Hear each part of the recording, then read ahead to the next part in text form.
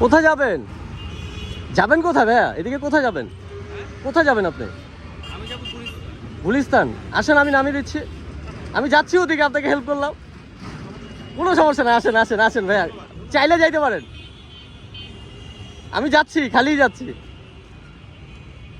আসেন, একজনকে নামাই দিয়ে গেলাম মাত্র। বিসমিল্লাহির রহমানির রহিম।